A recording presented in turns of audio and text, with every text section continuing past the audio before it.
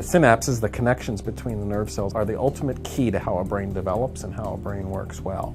There are many, many disorders that are in some part affected by the changes in the brain, specifically changes in how one nerve cell, one neuron connects to another through the synapse.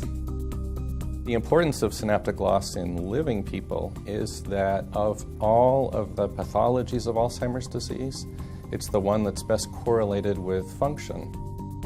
Before the study, we couldn't measure synaptic loss using PET. We couldn't measure it in living people. We could measure it at autopsy, looking under a microscope. Now we don't have to wait for death.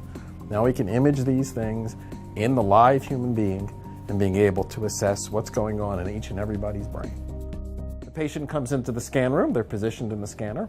Our technologists inject the tracer into an intravenous line, into a vein, and then that circulates throughout the body.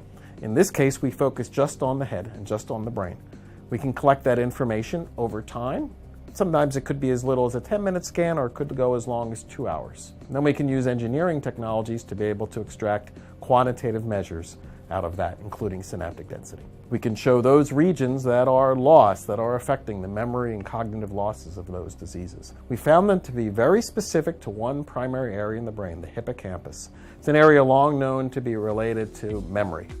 And also we can use that and as a useful tool to monitor if there's any useful treatment which could alter the synaptic density loss to restore the synaptic function in those Alzheimer's disease patients. And we're beginning to look for is if we can begin to find drug treatments that will restore these targets, we'll then be able to measure in a live human being synaptogenesis, the increase in synapses.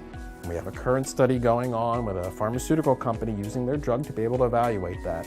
And that will be very exciting if we can see that in a live human being to prove that, in fact, we can restore synapses with the appropriate drug treatment.